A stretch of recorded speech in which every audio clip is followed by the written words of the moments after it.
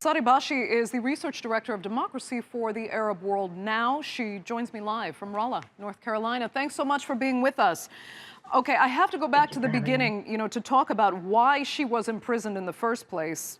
Saudi authorities were planning to implement the very changes that she was fighting for. Was it simply that they were not going to allow her and other activists to get credit for the changes they were going to make? I think it was more than that. Loujain Hathloul was arrested, tortured, and eventually conditionally released as part of a crackdown on any form of independent power base by the current Saudi government. So the idea is that the Saudi government is threatened by anybody who is amassing an independent base that is not dependent on the government, whether they're journalists, activists, scholars, political dissidents.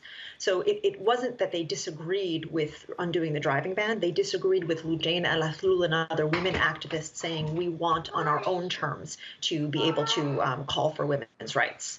Beyond that, she also called for additional reforms that have yet to go through, including protections for domestic violence and also ending additional aspects of the Saudi guardianship system. Right.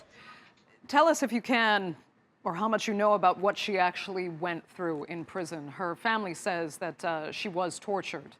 How serious, how detrimentally bad was her treatment? So I'm glad my daughter on remote learning is joining us because she should know this. Loujain Hathloul was subjected to the same kind of treatment that many Saudi prisoners are subjected to. She was tortured. She was threatened with death. She was sexually abused. She was at a certain point offered release if she would record a video denying the torture. She refused to do so, and she remained in prison. She was denied family visits. Family members who saw her at a hearing a few months ago almost didn't recognize her. She was shaking so badly. This is a 31-year-old, healthy, vibrant woman. So although we have concerns that her release is conditional, she's still on parole and unable to leave the kingdom. At the very least, we hope that she can begin some kind of psychological and physical rehabilitation at home. Right. Do you expect her, though, given her resolve, to continue to fight, even while she has to stay in Saudi and face the risks?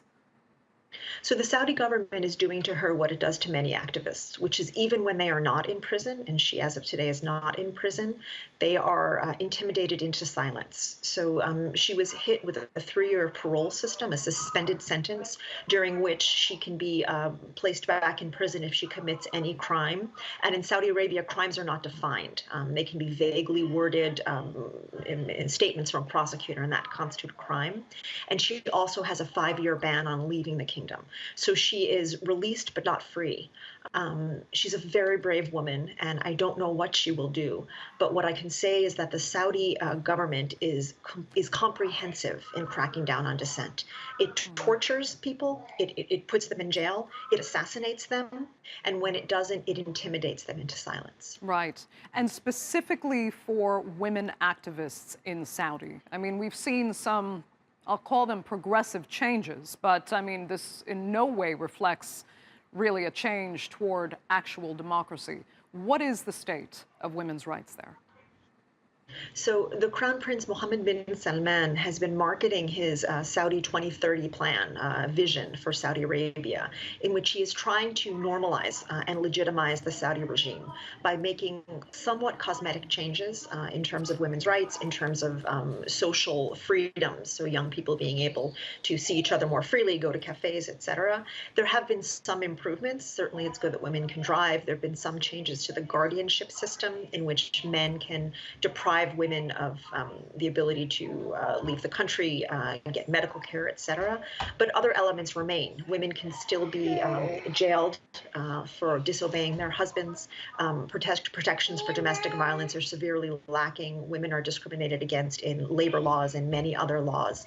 And more broadly, there is no democracy under Mohammed bin Salman. There is less democracy than there was before he took power. Since 2017, when his influence rose, the crackdown has been absolutely unprecedented. And the concern is that businesses, sporting events are responding to his call to invest in Saudi Arabia, to hold events in Saudi Arabia, all of which contributes to this false sense that things are getting better inside the kingdom. Okay, Sari, Bashi, we'll leave it there. Thank you so much for being with us. We appreciate it.